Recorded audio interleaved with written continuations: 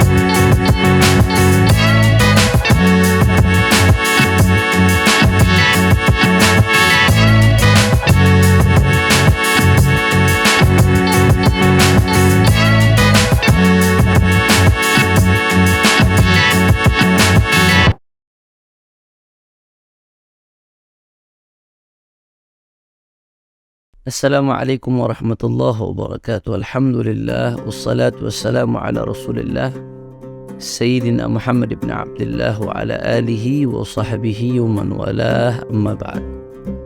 Segenap pemirsa Refli Harun Channel yang keren, cadas, yang mudah-mudahan selalu dimuliakan oleh Allah Subhanahu wa ta'ala. Kita bertemu lagi di program yang insya Allah penuh manfaat ini, membuka mata. Pada kesempatan kali ini saya ingin menjelaskan bahwasanya esensi daripada agama Islam dengan segala ajaran yang ada di dalamnya. Agama Islam dengan segala ajaran yang ada di dalamnya itu esensinya ada 5 maqasidus syariah. Intinya ada 5. Yang pertama hifdzuddin, kemudian yang kedua hifdzun nafas, yang ketiga hifdzul aql, yang keempat hifdzun nasl, yang kelima hifdzul mal. Jadi kalau kita bicara soal agama Islam dengan segala syariat yang ada di dalamnya, mulai dari yang berkaitan dengan ibadah, berkaitan dengan ekonomi, muamalah, berkaitan dengan munakahat, hubungan keluarga, hukum keluarga, berkaitan dengan tata negara, hukum pidana, dan seterusnya, itu seluruhnya tidak keluar dari 5 hal intisarinya. Yang pertama adalah hifdzuddin, menjaga agama. Makanya disyariatkan ibadat, mulai dari bersuci, sholat, zakat, puasa, haji. Tujuan itu semua apa? Untuk menjaga agama, melestarikan agama. Bahkan disyariatkan pula jihad ketika ada yang berusaha mengobok-ngobok agama, menyerang umat Islam dan ingin memadamkan cahaya Islam. Disyariatkan jihad sebagai benteng dari agama, dan seterusnya. Itu yang pertama, hifdzuddin. Kemudian yang kedua, tingkatan berikutnya hifdzun nafas. Inti dari syariat itu menjaga keselamatan jiwa. Makanya di dalam syariat ada muamalat, ada jual beli, kemudian ada pertanian yang diatur oleh syariat, peternakan dan lain sebagainya. Untuk apa? Untuk menjaga kelestarian kehidupan manusia. Kemudian dari segi penjagaan supaya manusia tetap hidup di dalam syariat Islam, orang yang membunuh itu dihukum mati. Kemudian orang yang mematahkan tangan dibalas dengan hukuman yang setimpal, dan seterusnya dan seterusnya. Itu nggak lain dan nggak bukan, tujuannya adalah hifdzun nafs, menjaga keselamatan jiwa. Yang ketiga, hifdzul akal, menjaga keselamatan akal. Makanya disyariatkan kita nuntut ilmu, mencari wawasan sebanyak mungkin supaya akal kita berkembang. Tapi di sisi lain juga disyariatkan haramnya minuman keras, khamar, dan hukuman bagi orang yang meminum minuman keras. Pokoknya apapun yang memabukkan, baik miras atau narkoba, narkotika, dan seterusnya, itu semua diharamkan. Yang meminum ada hukuman keras di dalam Islam, dicambuk hukumannya. Nah itu kenapa disyariatkan dalam rangka hifdzul akal, menjaga akal. Jangan sampai akal yang merupakan anugerah besar dari Allah Subhanahu wa taala ini rusak, akal manusia rusak. Kemudian yang berikutnya hifdzun nasl, menjaga kelestarian keturunan manusia. Jangan sampai nasabnya campur aduk. Karenanya disyariatkan nikah supaya kelestarian manusia terus berlangsung turun temurun. Kemudian di sisi lain diharamkan zina, supaya jangan sampai ada anak yang nggak tahu siapa bapaknya, nggak tahu dari mana asal usulnya, nggak tahu sumbernya, dan ada hukuman berat bagi yang melakukan zina. Zina muhsan, zina ghairu muhsan, hukumannya dicambuk, dirajam, dan seterusnya. Tidak lain dan bukan tujuan hifdzun nasl, menjaga kelestarian keturunan manusia.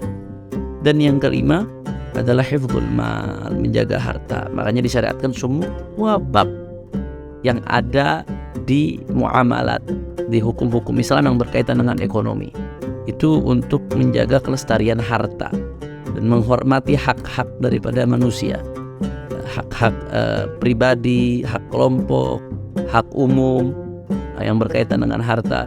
Di sisi lain, pencuri di dalam Islam dihukum dan mendapat hukuman yang cukup berat manakala memenuhi syarat-syaratnya. Nggak lain dan nggak bukan hifdzul mal, menjaga harta.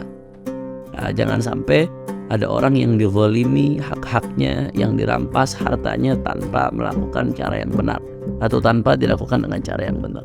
Jadi ada 5 intisari dari syariat, itu ada 5: menjaga agama, menjaga jiwa, menjaga akal, menjaga harta, menjaga nasl, keturunan, dan menjaga harta.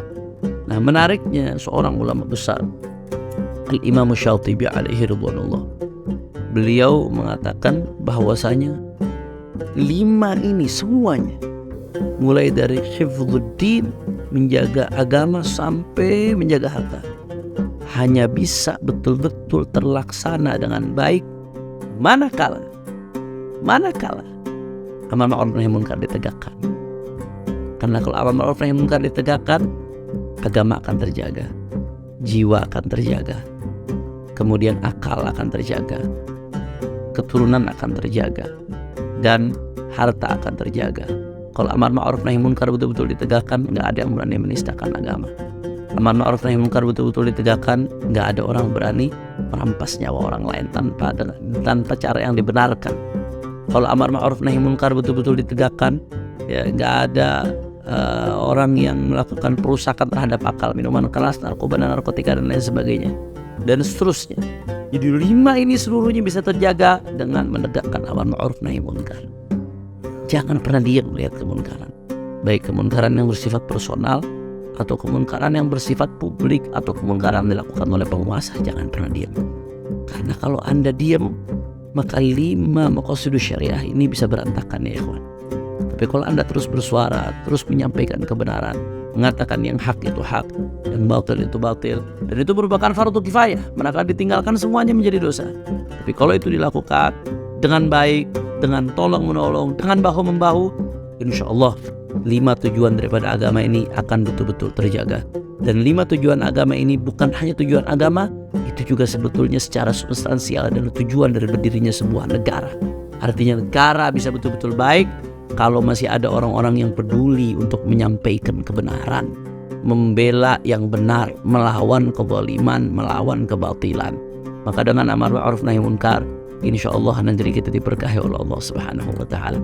Jangan sampai kita tinggalkan amar ma'ruf nahi munkar kemudian mendapatkan ancaman dari Nabi, la ta'murunna bil ma'ruf aw la tanhawunna 'anil munkar aw la yushikanallahu an yab'atha 'alaikum iqaban min 'indih fayad'u khiyarukum fala yustajabu lakum. Kata Nabi, amar ma'ruf nahi munkar lah. Jangan sampai begitu amar ma'ruf nahi munkar ditinggalkan, orang-orang soleh di antara kalian berdoa, Allah udah gak mau ijabah lagi doanya. Karena amar ma'ruf nahi munkar ditinggalkan, akhirnya jadi kacau, saudara.